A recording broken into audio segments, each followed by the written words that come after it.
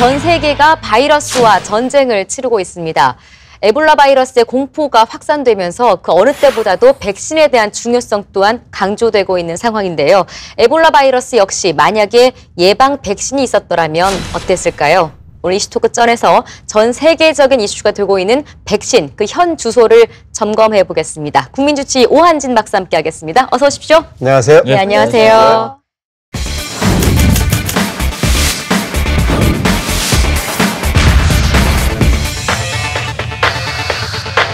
전 세계적으로 재앙을 불러일으켰다 할 정도로 지금 공포가 어마어마한 상태인데요. 네. 그 에볼라 바이러스가 이게 최근에 발생된 바이러스가 아니라면서요? 아니죠. 예. 약 40년 전부터 이미 알려진 바이러스입니다. 네. 1976년에 네. 아프리카에서 처음 발병을 했죠. 이 수단과 지금 현재 콩고 민주공화국 그 근처에서 이제 발병을 했고요.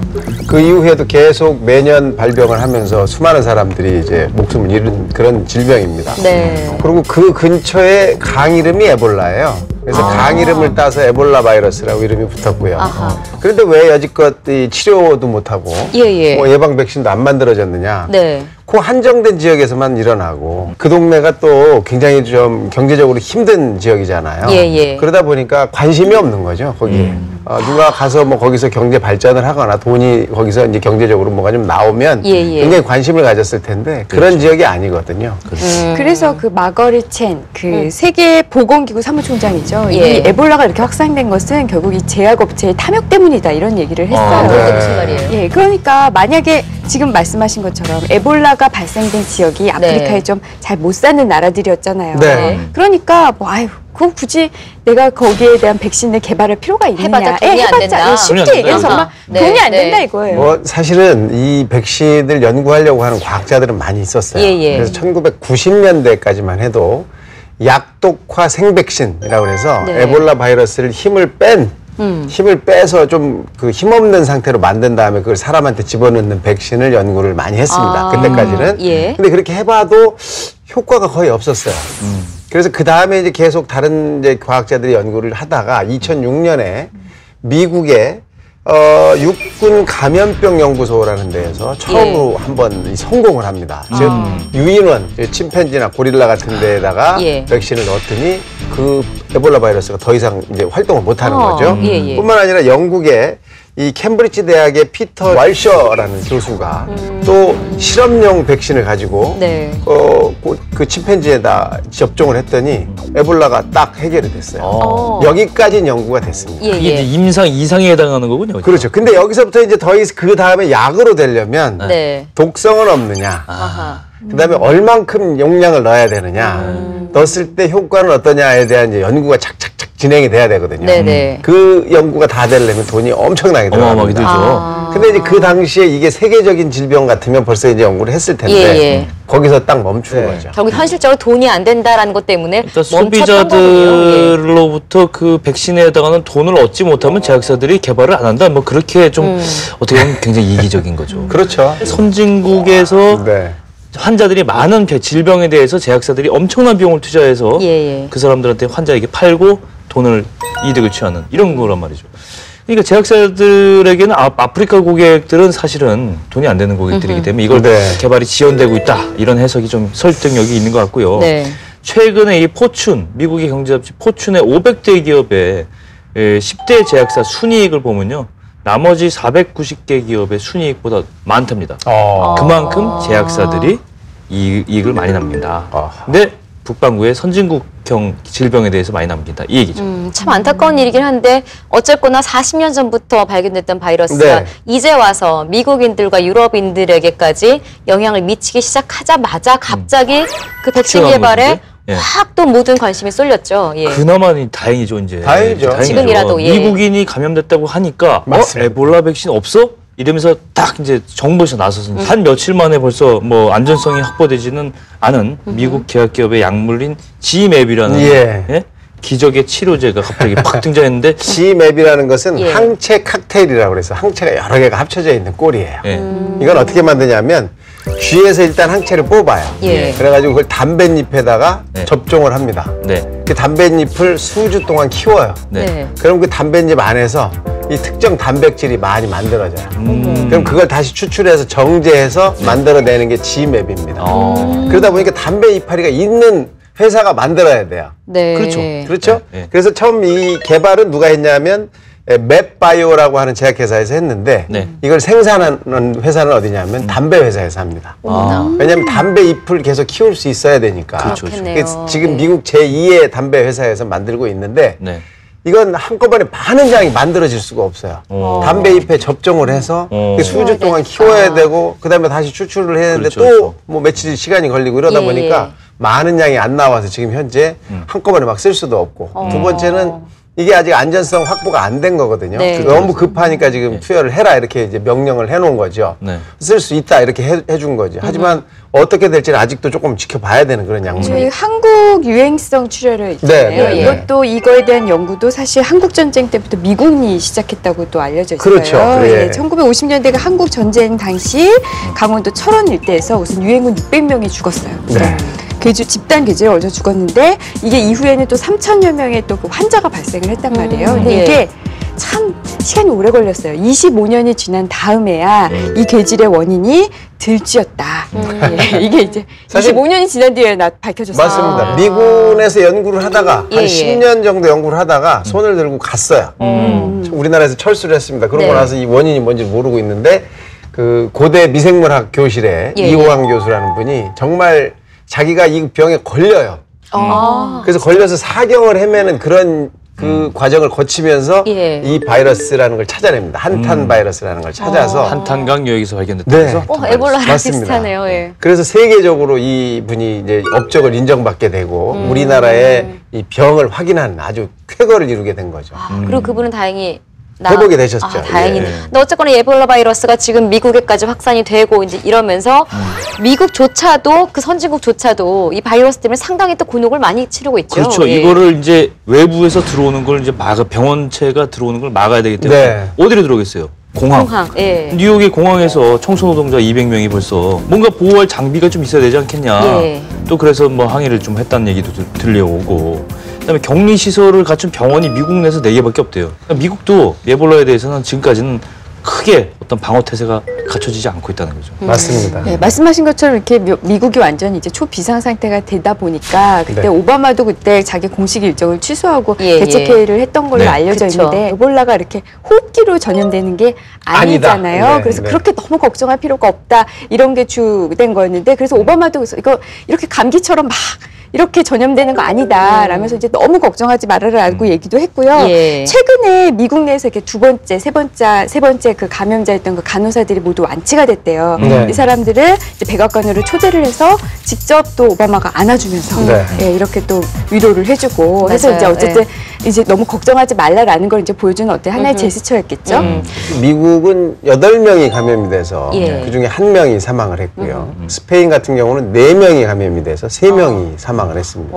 얼마 많지 않거든요. 근데 한 사람이 와서 수없이 퍼뜨릴 수 있다는 이게 이제 공포인 거죠. 다 키만 하면 다 이제 뭐 옮을 수 있는 거니까. 이건 뭐 대단한 공포죠. 앞으로 우리나라에 1명이라도 들어왔다. 또는 미국의 뉴욕이 아닌 다른 곳에 또 1명이 가서 동네를 돌아다니면서 물건도 사고 사람들과 만나고 파티도 하고 이랬다고 하면 그 공포는 정말 뭐 상상할 수 없을 정도가 되는 거죠. 그러니까 이게 뭐 1명이 사망하고 2명이 사망하고 이게 중요한 게 아니라 확산되고 있다는 것 자체가 정말 공포감을 주는 게 문제인 거잖아요. 그 영화 안 보셨습니까? 그 아웃브레이크라는 영화. 그럼요. 물론 뭐 그거는 공기 중으로 전파되는 걸 가정을 하고 있는데 만약에 이게 신체적 접촉이라고 해도 비슷한 경로를 따라서 또 그렇게 확산될 수가 있다. 그럼요. 지금 사실 그 진원지였던 서아프리카 지역의 심각성도 점점 더 커지고 있죠. 그렇습니다. 이게 사실 서아프리카라고 하는 데는 전 세계적으로 가장 가난한 나라들이 모여 사는 데거든요. 사실 뭐 라이베리아, 시에라리온, 내전 기니 이런 데가 정말 내전과 정말 살 수 없는 그런 자연환경을 가지고 있는 데인데 여기서 이 사망자의 절반 이상이 다 나왔잖아요. 얼마나 참 이 공포가 심하겠습니까? 그렇죠. 자기들은 동네를 다닐 수도 없을 거 아니에요. 거의 이미 죽어 있는 사람들이 널려져 있고 이걸 지금 격리도 못 하고 있는 상황이니까. 어떨까요, 정말? 참 이게 이제 그전에는 사람들이 왕래가 많지 않았기 때문에 40년 동안 그 지역에만 있었어요.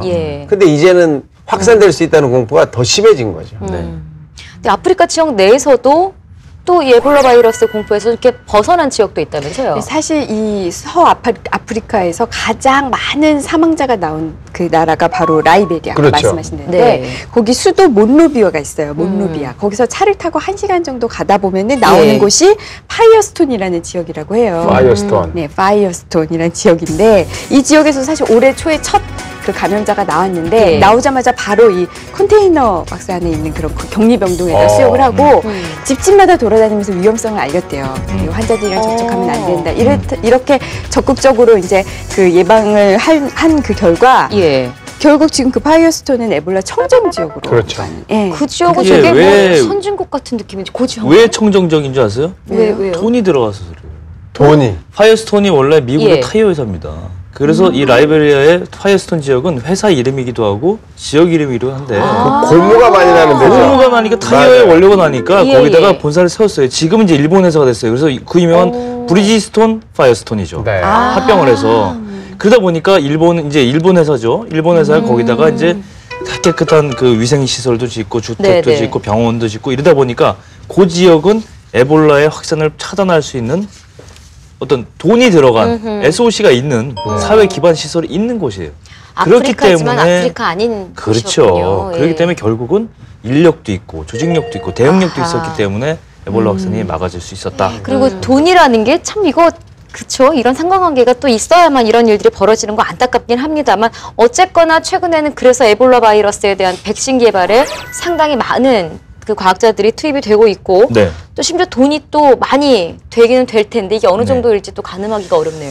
일단은 뭐 이 에볼라 바이러스 개발에 성공을 한다고 치면 한 1조 원 정도의 수익을 거둘 수 있다는 생각을 딱 가지고 있답니다. 지금까지 알려진 바로는. 왜냐하면 일단 미국 경제적으로 봤을 때 지금 에볼라가 확산됐을 때 그 백신이라는 건 미리 맞는 예방 접종이잖아요. 그러니까 그 수요를 예측해 봤더니 대충 한 1조 원. 그래서 너도 이제는 제약사들이 여기다 완전히 집중적으로 투입을 해서 먼저 만드는 사람이 1조 원을 가져간다. 뭐 이런 생각이죠. 그것 때문에 열심히 뛰고 있습니다.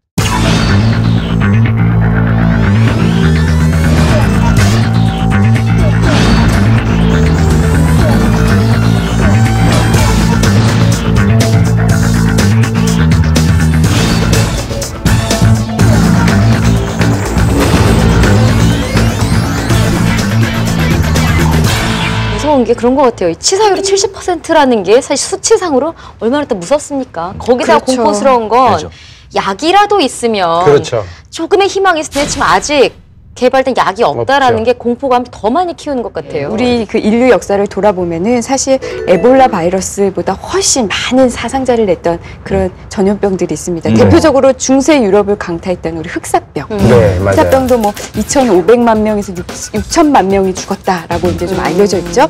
그 외에도 뭐 스페인 독감도 유명하죠. 스페인 독감도 1919년인가요? 뭐 그럴 때 해가지고 그것도 이제 알려진 바에 의하면 한 6천만 명에서 1억 명까지 죽었다. 어마어마했네요. 정말 그것도. 어마어마하죠. 그 외에도 또 그 비잔틴 제국 황제 이름을 딴 유스티니아누스 역병. 그것도 한 1억 명 정도 죽었다라는 걸로 알려져 있고요. 뭐 에이즈도 많이 알고 계신 거고 지금까지 한 3,600만 명이 죽었다고 알려져 있어요. 그렇군요. 대단한 병들이에요. 이 가운데 최악의 바이러스 공포는 뭐라고 보십니까? 글쎄 최악이라고 할지는 모르겠는데 하여튼 큰 그 유행을 했던 이제 뭐 독감이죠. 독감. 스페인 독감이라고 이름이 붙여져 있는데 사실 스페인에는 독감이 안 돌았어요. 그래요? 왜 그럼 스페인 독감이에요? 이 스페인 독감 처음 발생한 데는 미국의 시카고 근처입니다. 그랬다가 이 시카고 근처에서 발생한 이 바이러스가 아프리카로 가요. 아프리카의 시에라리온 근처에서 고병원성으로 바뀝니다. 그때부터 전 세계로 이제 쫙 펼쳐지는데 얼마나 많이 죽었느냐? 전 세계 인구의 약 3, 내지 6%가 죽었다고 돼 있습니다. 그 당시에. 그래서 1차 세계대전 때 사망한 인구가 약 1,500만 명 정도 된다고 그러는데 이 인구의 3배 이상이 죽었다. 야, 전쟁보다 3배 무서운 거군요. 어마어마한 거죠. 전염이 되거나 일어나나 보죠? 고병원성 우리가 AI도 나오잖아요. 그냥 AI가 아니라 고병원성이냐 아니냐를 따지지 않습니까? 고병원성이라는 것은 치사율이 높고 확산성이 빠르고 이런 것들을 말하는데 그렇게 바뀌어서 전 세계를 한번 휩쓸은 거죠. 1918년부터 19년 그 사이에 죽은 사람들 숫자가 그만큼 많다는 겁니다. 제가 이 병과 돈을 자꾸 연결시켜서 말씀드리는 게 좀 그런데 이런 일이 나올 때마다 꼭 돈을 버는 사람은 있기 마련이에요. 이 전염병 그럼 생각나는 게 저는 종이컵의 아버지라고 불리우는 뮤어시, 휴 무엇이라는 양반이 생각이 나는데 이 양반이 바이러스에 감염되지 않을 방법은 남들이 먹는 거 같이 손대면 안 된다. 그러니까 종이컵이 없을 시절의 얘기예요. 도자기 컵으로 이렇게 돌려 먹지 말고 종이컵을 먹으면 자기만 먹고 버리면 되니까 전염병 절대 안 걸린다. 머그컵 쓰지 마라 이거죠. 이렇게 해서 전염병 이게 종이컵 특허를 내가지고 떼돈을 벌었답니다. 금액은 제가 말씀을 못 드리겠는데 그러면 참 이런 그 바이러스 남의 불행은 나의 행복 이렇게 돈을 버는 측은 꼭 있는 것 같아요. 최근에는 무슨 바이러스 하면 마스크 장사하시는 분들 떼돈 벌기도 하고 그러잖아요. 황사에 마스크. 맞아요. 근데 참 그 바이러스에 대한 두려움이 사실은 예전보다 오히려 현대화되면 점점 커지고 있는 듯한 느낌도 드는데 그래서 2000년대에만 들어서도 제가 들어본 것만 해도 뭐 사스니 뭐니 상당히 많이 바이러스성 질환들이 많이 돌았잖아요. 영화에서나 있을 법한 얘기들이 이제는 현실이 되고 있는 것 같아요. 그렇죠. 중국 같은 경우는 벌써 뭐 10년 전이죠. 벌써 사스가 확 돌면서 그때 엄청난 뭐 재앙을 맞이했고 실제로 많은 사람들이 피해를 입었는데 당시 중국에서 5,000명 정도가 이제 사스에 감염됐잖아요. 근데 그때 한 340명 정도가 사망을 했어요. 이번에는 이제 중국의 광동성이 이제 에볼라 바이러스에 휩싸였어요. 광동성이요. 아프리카 사람들이 많이 건너와 있어서 왕래가 잦답니다. 그래서 그 중국 내부의 그 방송들을 보면 지금 흑인들만 아프리카 사람들 흑인들만 길에 있고 중국 사람들 집으로 꽁꽁 숨었어 지금. 혹시나 감염될까. 그런 거 하면은 최근에는 또 신종플루 또 한 번 또 이것도 아주 굉장히 재밌는 얘기가 있습니다. 원래 이게 2009년에 신종플루가 확 퍼지고 그다음에 이제 지나간 다음에 세계보건기구에서 얼마나 죽었는지를 추산을 했어요. 사망자 수를. 그때 얼마를 얘기를 했냐면 2만 명 이하다. 그래서 18,449명이 사망했다라고 얘기를 했는데 최근에 미국 조지 워싱턴 공중보건센터에서 연구 결과를 하나 발표를 했는데 틀렸다. 그거에 최소한 10배 이상이 죽었다. 20만 명? 그렇게 발표를 했어요. 어느 정도냐면 12만 3천 명에서 20만 3천 명 정도의 사람들이 사망을 했다라고 이제 추정을 해서 발표를 했어요. 굉장히 많은 거거든요. 우리나라에서는 252명이 사망한 거로 확인이 돼 있었는데 저도 걸렸었어요. 그래서 저도 병원을 일주일 동안 못 갔었는데 지금 생각해 보니까 이렇게 간단한 게 아닌 거예요. 이 바이러스에 의한 병이라는 게. 저도 딱 일주일 동안 끙끙 앓았었어요. 신종플루라 그러더라고요. 그래서 격리돼가지고 일도 못하고. 이게 그렇게 위험한 격리를 해도 갈 데가 없더라고요. 어디로 격리가 돼요? 사실 격리라는 게 말만 격리지 집안에만 직장에서만 격리되는 거지. 사실은 여기 오면 이 지역사회에 들어가 있는 거예요. 마트에도 일단 먹으려고 마트로도 가고 극장도 가고 방법이 없는 거예요. 사실은 이게 우리도 지금 대책이 안 돼 있는 겁니다. 그러네요.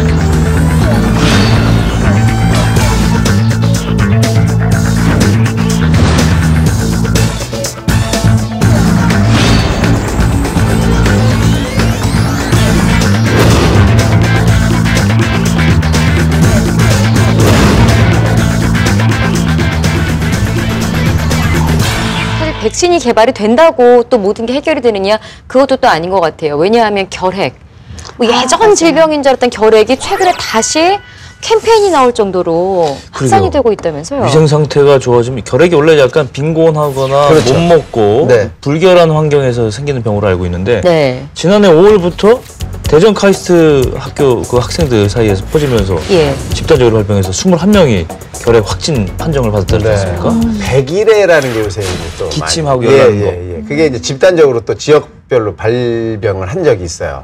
백일해가 사실은 이제 우리 예방 접종을 하기 때문에 아이들한테 안 생겨야 되는 거거든요. 근데 이게 아이들이 그 예방 접종을 하면 그 예방 접종으로 예방되는 기간이 정해져 있는데 할머니 할아버지들이 이 백일해 예방 주사를 안 맞으신 분들이 가지고 있다가 아이들한테 다시 전염을 시키는 거예요. 그래서 지금은 다시 백신을 만들어서 노인들이 이걸 꼭 맞아야 된다. 그래서 지금 하고 있습니다. 그렇구나. 이런 정도로 질병이 사라진 것 같은데 어느 순간에 다시 살아나고. 그런 게 있습니다. 최근 어떤 바람이 불었냐면 이거 예방접종 맞을 필요 없다. 이거 다 쓸데없이 하는 거다. 이래서 그래요. 이런 거 하나도 하지 말자는 또 그런 건강 상식을 가진 분들이 있더라고요. 미국에서 또 그런 분들이 그렇죠? 있어요. 네. 예. 그래서 안 맞으신 분들. 그게 다시 생기는 거예요. 네. 박사님 의견은 어떠세요? 맞아야죠. 맞아야 되죠. 그리고 이 결핵 예방 접종도 한번 맞아서 평생 예방이 되는 게 아니고요. 사실은 한 10년 정도 예방이 됩니다. 그 10년 정도면 우리가 대충 면역성을 가지게 되거든요. 그래서 그때까지 면역을 유지하게 했다가 자연적으로 이제 우리나라에는 결핵균이 원래 있던 나라이기 때문에 40이 넘은 분들은 폐 엑스레이를 찍으면 다 결핵을 앓고 지나간 흔적이 다 보여요. 그래요? 대부분이 다 있어요. 그래서 지금 뭐 미국을 들어갈 때 엑스레이를 찍어서 거기서 보면 결핵 걸린 사람이 온 거예요. 그래서 너 결핵 안 걸렸다는 걸 증명하게끔 해라라는 그 리퀘스트가 옵니다. 그 정도로 우리나라는 결핵균이 많은 동네고 그래서 이미 우리는 걸렸다 나오면서 되게 면역성을 갖게 돼요. 그래서 아이들이 그 아주 취약한 기간만 면역성을 갖게 한 다음에는 저절로 이제 다시 면역을 갖게 되는데 지금 진짜 큰 문제는 북한입니다. 북한. 이 북한은 결핵은 원래 한번 약을 쓰면 최소한 6개월에서 1년 정도를 먹어야 되는데 약 공급이 계속 되질 않는 거예요. 그러니까 잠깐 동안 먹고 안 주는 거죠. 약 공급이 안 돼요. 그러면 내성균이 생기는 겁니다. 더 세게. 아주 약에 듣지 않는 내성균이 지금 북한 전역에 이 결핵균이 있습니다. 그렇기 때문에 이게 어떻게 해결을 해야 될지 우리나라로 이 유입이 되면 이게 또 어떤 문제가 생길지 또는 이것도 중국도 왕래가 잦고 어떤 식으로 이게 또 확산이 될지 또 알 수 없는 겁니다. 이게. 결핵을 예방하려면 아무래도 이 백신 주사를 맞아야 되잖아요. 근데 이제 우리나라 정부가 이 백신을 개발하기 위해서 전 몰랐는데 백신이 덴마크에서 수입해 오고 있대요. 근데 이제 우리나라가 직접 개발을 하자 해서 89억 원에 정말 혈세를 쏟아 부었는데 8년째 아직 성과가 없다고 해요. 못 만든 거예요, 지금? 네, 못 만들었어요. 그래서 지금 그 덴마크에서 만든 거 수입해 오잖아요. 근데 덴마크에서 이 생산하는데 약간 차질이 빚어졌나 봐요. 그래서 수입이 좀 늦어지고 있다고 합니다. 그러니까 당장 어떡하겠어요. 이 맞을 사람들은 많은데. 어린 아이들. 그래서 지금 정부에서는 어쨌든 이런 그 맞는 장소, 횟수, 뭐 시간 이런 걸 좀 제한해서 이 좀 공급에 차질이 없게 하기 위해서 좀 노력은 하고 있다고 하네요. 어쨌든 외국에서 수입이 못하면 당장 우린 타격을 입는 거예요. 우리가 없으니까. 우리가 만들어야 되는데. 그러니까. 이게 이제 세계적으로 이 발병률하고도 연관이 있는데 OECD 모든 나라는 결핵이 거의 없어요. 없어진 질병. 그렇죠. 근데 우리나라는 계속 발병률도 높아지고 있고 사망률도 계속 생기고 있습니다. 이게 이제 우리나라의 풍토병이라고 생각하고 우리나라가 직접 이거에 대한 뭐 백신을 만들든 뭐 치료약도 더 좋은 치료약을 만들든 해야 될 그럴 필요성이 있는 거죠. 해외 수입하면 또 그만큼 또 그렇죠. 비용적인 이런 면에서도 부담이 많이 될 테고요. 백신 개발을 먼저 하는 것도 사실 상당히 중요한 일이겠어요. 그렇죠. 사실 이 백신이라는 것을 만들어내면 우선 우리나라 수급은 되지 않습니까? 그렇죠.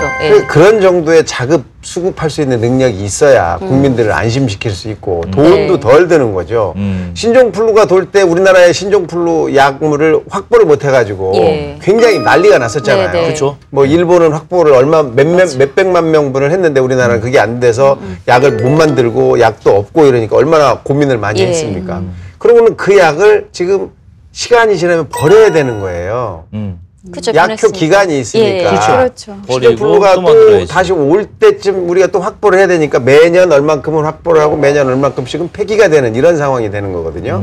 근데 이걸 우리나라에서 만들어내지 못하면 계속해서 우리나라가 돈을 들여서 사와야 되고 그 나라에서 안 주면 우리는 확보가 안 되니까 만약에 여기서 한번 유행을 했다 그럴 때는 정말 대책이 없는 거죠. 국내에 있는 백신이 27종이래요. 이 중에서 우리나라에서 만드는 백신이 10개. 그러니까 한 3분의 2는 외국에서 수입해온 내용이겠죠. 하지만 이걸 금액으로 돈으로 환산을 한다면 80%를 외국에서 이제 수입을 해온다고 보시면 된대요. 그러면 다른 나라는 어떠냐? 가까운 일본이 백신 자국률이 59%고요. 미국과 유럽은 100%. 자기네 나라에서 다 만든다고 많이 해요. 부족한 거네요, 우리나라가. 그 역시 뭐 IT 주권이 아니라 백신 주권도 필요할 것 같은데 우리나라에서 만드는 자체 개발해서 만든 백신을 보면 기본 항목 정도밖에 없는 것 같더라고요. 비형 간염 백신을 일단 우리나라에서 만들었죠. 네. 예, LG생명과학이 만들고 수두 백신 이걸 네.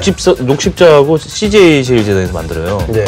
그다음에 일본 내염 아이들 많이 걸릴 수 있는 일본 내염 백신을 녹십자 역시 보령 바이오파마에서 만들고요. 예. 파상풍 백신을 또 녹십자에서 만드는데 네. 요 정도예요, 요 정도.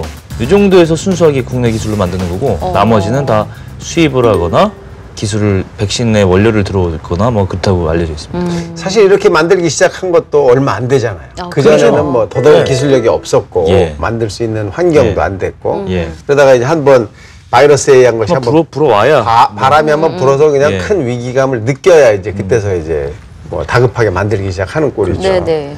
그래서 앞으로는 사실은 이제 치료라는 개념이 예. 상당히 없어집니다. 우리도 지금 치료받으러 다니시는 병 있으세요? 아니 없어요. 없으시죠? 예. 뭐 있으십니까? 아니 없어요. 사실 이렇게 치료받는 사람이 없어요. 예. 이 만성적인 질병이 아니고는 이제 치료라는 개념이 없어지고 예방의 개념으로 자꾸 넘어가거든요. 그 예방이라는 거의 가장 기본은 예방 접종이에요. 예. 그래서 예전에는 이런 이 감염병에 대한 예방 접종만 했는데 네. 이제는 치매 예방 접종, 뭐 그다음에 치매도 예방할 수 있습니까? 아니 그런 거를 만드는 거예요. 만들어야 지금. 된다고요? 네. 예, 예. 그다음에 당뇨병 예방 접종 네. 이런 것들을 지금 생각을 하고 있고 다른 나라에서는 상당히 진행을 하고 있어요. 그러니까 우리도 이런 쪽으로 이제 머리도 쓰고 네. 인재를 모아서 이런 생각을 해야 되지 않나 이런 생각을 해봅니다. 국가보건차원적인 어떤 생각도 좀 고려도 해봐야 되겠네요. 그건. 네. 다 돈하고 연관되는 거 아닙니까? 사실은 우리나라에서 먼저 만들면 전 세계적으로 그렇죠. 어마어마한 부를 우리 나라가 가질 수 있는 거니까. 그렇죠. 예. 또 부뿐만이 아니라 또 아까운 생명들도 미리 지킬 수 그렇죠. 있는 이런 것도 네. 되고요. 사실상 40여 년 동안 벌어졌던 에볼라 바이러스 때문에 지금 우리가 얼마나 큰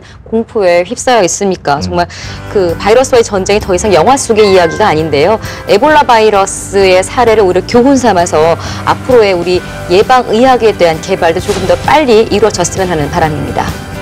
해외 같은 경우에도 고액권이 있잖아요. 아, 그럼요. 예, 예. 그 사람들은 그걸 굉장히 소중히 여기죠. 그거 하나 100불짜리 못 만지고 세상 떠난 사람 많습니다. 예. 그런 데서는. 예. 이제 5만 원권을 100장 모아가지고요. 이게 20다발이면 몇 개겠어요? 20다발이면 1억이잖아요. 그죠? 1억이에요. 근데 이게 무게로 따지면 2kg. 아주 쌓아봤자 한 22cm 정도? 이 정도래요. 5만 원짜리에다가 배터리를 달아가지고 일정한 시간이 지나면 돈이 기능을 못하게. 그래서 어떨까?